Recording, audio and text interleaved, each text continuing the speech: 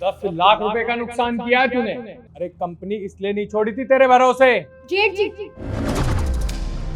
आपकी हिम्मत कैसे हुई मेरे पति पे हाथ उठाने की? अरे हाथ ना उठाऊं तो क्या करूं? तुम्हें पता है पूरे 10 लाख रुपए का नुकसान किया है इसने।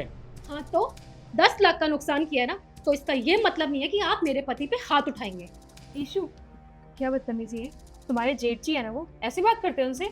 और प्लीज भाभी, तमीज आप मुझे ना ही सिखाए ना तो ही अच्छा है। और आज ना मैं चुप नहीं रहूंगी। और आप बताइए मुझे, क्या समझ रखा है मेरे पति को? 2 साल का बच्चा है ये, जो गलती करेगा तो आप हाथ उठा देंगे और वो गलती ठीक हो जाएगी। आज के बाद ना मेरे पति पे हाथ उठाया तो मैं बर्दाश्त नहीं करूंगी। ईशु, ये क्या बोले चली जा रही हो तुम? होश में तो हो। ये मेरे बड़े भाई हैं, मुझ पर हाथ उठा सकते हैं, इनको पूरा हक है। और वैसे भी मैंने 10 लाख रुपए का नुकसान किया है। 10 लाख रुपए कोई छोटी मोटी रकम नहीं होती है। तुम ऐसे कैसे बात कर सकती हो इनसे? अभी ये शुक्र करो कि इन्होंने तुम्हें थप्पड़ मारा है और पलट के मैंने इन्हें थप्पड़ नहीं मारा। वरना मेरे को इतना गुस्सा आया देख के कि मेरा मन कर रहा था कि यही थप्पड़ मैं इनको लगाऊं। और एक बात बताओ, क्या बड़ा भाई लगा रखा है? तुम तो इन्हें अपना बड़ा भाई समझते हो, लेकिन क्या ये तुम्हें अपना छोटा भाई समझते? क्या है ये? अगर छोटा भाई समझते ना तो ये 10 लाख रुपए के ऊपर तुम पे हाथ नहीं उठाते। ये हम दोनों भाइयों के बीच की बात है, हम दोनों आपस में संभाल लेंगे। और आज से पहले भी हमारी कभी बहस हुई है ना, हम दोनों ने संभाल लिया है। तुम होती कौन हो बीच में बोलने वाली? और आज मैं बोल के ही रहूंगी। और जेठ जी, आप 10 लाख का नुकसान किया था, कोई ऐसा कुछ पहाड़ नहीं टूट गया था जो आपने मेरे पति पे हाथ उठा दिया। अरे आप तो हैं ही ऐसे, लेकिन आपकी बीवी तो आपसे 100 गुना आगे है। पता है पूरा दिन मेरे साथ क्या करती है? देवरानी जी, ये कर दो, झाड़ू लगा दो, बर्तन धो दो। क्या समझ के रखा है? घर की छोटी बहू, घर की नौकरानी नहीं हो, जो इनका मन आता है वो ये करती हैं। और एक बात बताइए, अगर आपका छोटा भाई आपको पलट के थप्पड़ मार देता तो क्या इज्जत रह जाती आपकी? सही कह रही है ईशु तुम। मैंने बहुत बड़ी गलती की है निखिल के ऊपर हाथ उठा के।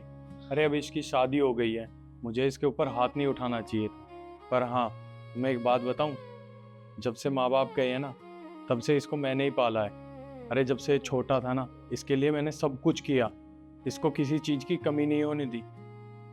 पर तुम अगर इस घर में बंटवारा चाहती हो ना, तो ठीक है, मैं एक कंपनी और एक घर, मैं सब कुछ निखिल के नाम कर दूंगा। पर हाँ, मुझे बस अपनी कंपनी में 50,000 रुपए की नौकरी पे रख लेना, ताकि मैं अपने परिवार को भी पाल सकूं। मैं अपने भाई से दूर नहीं होना चाहता। और निखिल, मैंने तेरे ऊपर हाथ उठाया, उसके लिए मुझे माफ़ कर दे। अरे नहीं भैया, आप ये क्या कर रहे हैं? आप मुझसे बड़े हैं, आप मुझसे माफ़ी मत मांगिए, मुझे अच्छा नहीं लगेगा। मुझे समझ नहीं आता कि तुम क्या चाहते हो। तुम्हारा बड़ा भाई अगर तुमसे माफी मांग रहा है तो लो ना माफी, गलती की है उसने। और ये हाथ जोड़ के माफी मत लो, इन्हें ना तुम्हारे पैर छू के माफी मांगनी चाहिए तुमसे। ईशु, पागल हो गई हो? क्या बोले चली जा रही हो? होश में हो तुम? तुम्हें पता है तुम किसके बारे में बोल रही हो? ये मेरे बड़े भाई हैं। जब हम दोनों छोटे थे ना, तब हमारे माँ बाप इस दुनिया से जा चुके थे। अरे हम दोनों का एक दूसरे के अलावा कोई भी नहीं था यहाँ पे। उन्होंने बहुत मेहनत की है, खुद भी पढ़े और साथ में मुझे भी पढ़ाया। जो कंपनी है ना हमारी, उसको हम दोनों ने मिलकर खड़ा किया है। और तुम इनके बारे में कुछ भी बोले चले जा रही हो। मैंने इनको भगवान का दर्जा दिया है। ये चाहे तो मुझ पर हाथ भी उठा सकते हैं, अगर चाहे तो इस घर से निकाल भी सकते हैं।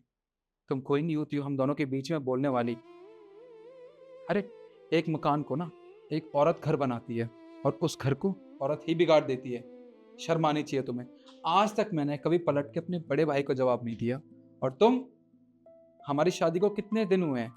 हाँ, 6 महीने भी नहीं हुए, और तुम अभी से मेरे बड़े भाई से जो तुम्हारे मन में आ रहा है वो बोले चली जा रही हो।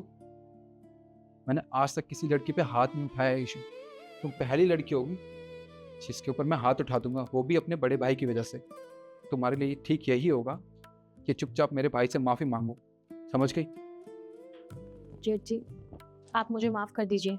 मैंने जो आपके साथ बदतमीजी किया, मुझे वो नहीं करनी चाहिए थी।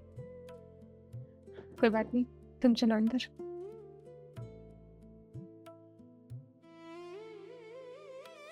भैया देखिए, ईशु तो नादान है, उसने गलती की है। आपसे ऐसे बात नहीं करनी चाहिए थी उसे। उसने जो कुछ भी किया उसकी तरफ से मैं माफ़ी मांगता हूँ। अरे नहीं, तुझे माफ़ी मांगने की कोई ज़रूरत नहीं है। और भैया मुझे पता है मेरी वजह से कंपनी को 10 लाख रुपए का नुकसान हुआ है, पर मैं आपसे वादा करता हूँ कि फ्यूचर में मैं कंपनी को बहुत बड़ा फ़ायदा करवाऊँगा।